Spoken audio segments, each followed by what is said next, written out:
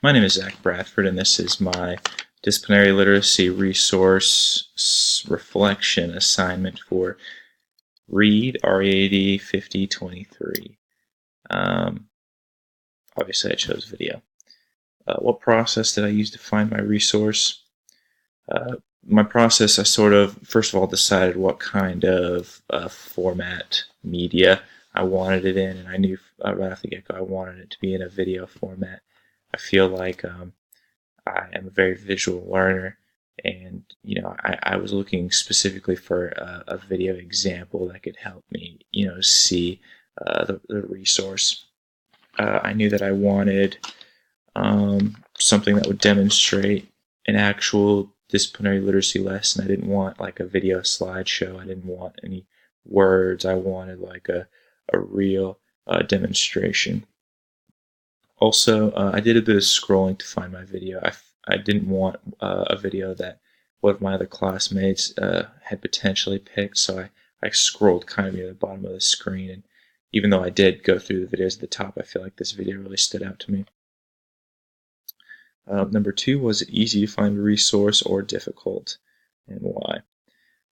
It wasn't too hard to find this resource. I mean, I knew off the bat I wanted a video, so I didn't go searching through any other form of media for this resource. Like I said, I did find it near the bottom, and I did go through a couple other videos. I went through a couple PowerPoint videos and decided that wasn't for me. And I think I found the one that we watched for the discussion board at the beginning of the year, but it wasn't really hard to come across this video. Number three, what did I discover about disciplinary literacy in this process? The main thing that I discovered about disciplinary literacy is that and it's not so much I discovered it, but I was made aware. For some reason, this whole course, I was just focusing on specifics for subjects, like what can you do in science or math. And in my video, there are actually standards. There are 3 from English and 1 from social studies, I believe. And so they were combining standards into one disciplinary literacy lesson. And that's something that I was like, oh, well, duh. But I wasn't thinking it through this whole, year. So I feel like that's something I discovered. Number 4, why did I choose my resource specifically? Did you choose it for professional growth or classroom use? I feel like this video I chose is definitely for professional growth. I didn't choose it to show it to kids.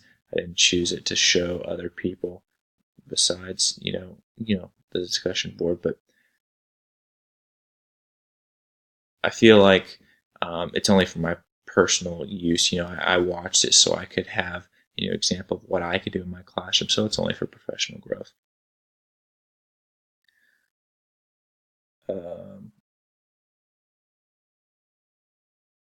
I knew it was research-based because in the video, the woman giving the in-service referenced many topics and subject matter that were, throughout the textbook, such as, content reading. You're not just reading to read. You're trying to, absorb the material. You have to find. It's not like you're reading out of a math book. It's not like you're reading the words in the math book. If you're doing math, you're reading content that supports your discipline. So you'd read something else to support your math lesson, or you'd read health magazines to support your PE lesson, or something like that. And then again, it supports comprehension. So you're not just like, reading to just jot down a few facts. You're reading to actually comprehend the material. That was a major theme throughout our textbook, and she mentions that in the video. Will this resource need to be modified for my use? Why or why not? I don't feel like this resource would need to be modified. I don't know how a resource would need to be modified necessarily. I don't think you could modify a video. But I feel like this video is everything I needed to be. It was something I can go back to, something that will stick in my head, when I'm creating lessons in the future. I feel like this resource is very, very good as it was. And once again, my name is Zach Bradford, and this was my disciplinary literacy resource reflection assignment. Thank you.